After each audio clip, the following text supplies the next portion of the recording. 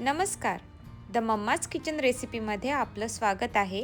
आज आपण बनवणार आहोत एक पारंपरिक चविष्ट आणि परफेक्ट समर कॉम्बो, आमरस आणि रताळ्याची पोळी. चला तर मग सुरू करूया आमरसापासून. कढईत 2 चमचे तूप गरम करा. त्यात 1 चमचा जिरे घालून तडतडू द्या. यानंतर 1 चमचा गव्हाचं पीठ घालून हलक्या हाताने सोनेरी होईपर्यंत भाजा. तोपर्यंत आपण 3 ते 4 चमचे कैरी पावडर पाण्यात मिसळून त्याचं मिश्रण तयार करून ठेवूया. गव्हाच्या पिठामुळे आमरसाला योग्य घट्टपणा येतो. आता आपण तयार केलेल्या कैरी पावडरचं मिश्रण घालूया.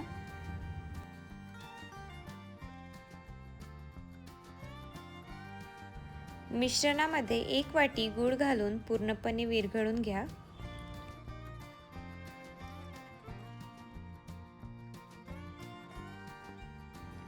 गूळ विरघळल्यानंतर मिश्रणामध्ये 1 ते 1.5 ग्लास पाणी घालून 3 ते 4 चांगल्या उकळ्या येऊ द्या.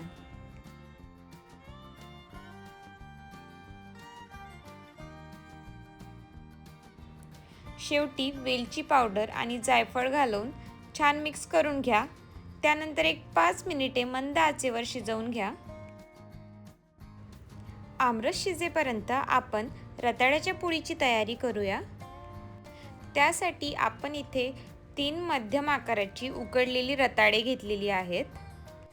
उकडलेली रताळे मऊसर होईपर्यंत नीट स्मॅश करून घ्या. त्यामध्ये कुठलेही गाठी राहू देऊ नका. स्मॅश केलेल्या रताळ्यामध्ये लागेल तेवढं गव्हाचे पीठ आणि चिमूटभर मीठ घालून मस्त असा डो बनवून घेऊया. या पिठासाठी वेगळं पाणी घालायची गरज नाही. पोळीला छान गोडसर चव येण्यासाठी आपण यामध्ये बारीक केलेली 3 ते 4 चमचे साखर टाकून डोला मस्त एकजीव करून घेऊया. डो एकदम परफेक्ट सॉफ्ट झालाय. तुम्ही बघू शकता इथे आपला आमरस पण तयार झालेला आहे. आमरसाला छान घट्टपणा आलेला आहे. यामध्ये आपण कट केलेले ड्रायफ्रूट्स ॲड करूया. चला तर मग आपण आता इथे रताळ्याच्या पोळ्या लाटून घेऊया. पिठाचे लहान गोळे करून घ्या आणि हलक्या हाताने पोळ्या लाटा. इथे आपला तावा पण गरम झालेला आहे. त्यावर पोळी टाकून शेकूया. वरून पोळी शेकण्यासाठी तूप टाकूया. एक साईडनी पोळी चांगली भाजून झाली आहे. तिला आपण परतवून दुसऱ्या साईडनी पण शेकूया. दोन्ही पण साईडनी आपली पोळी शेकून झाली आहे आणि मस्त अशी खुसखुशीत रताळ्याची पोळी तयार झाली आहे.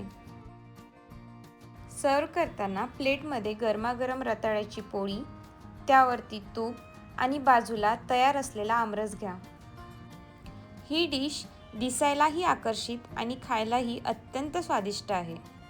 आमरसाची गोड आंबट चव आणि रताळ्याच्या पोळीची मऊ टेक्स्चर, हा कॉम्बो नक्कीच सगळ्यांना आवडेल.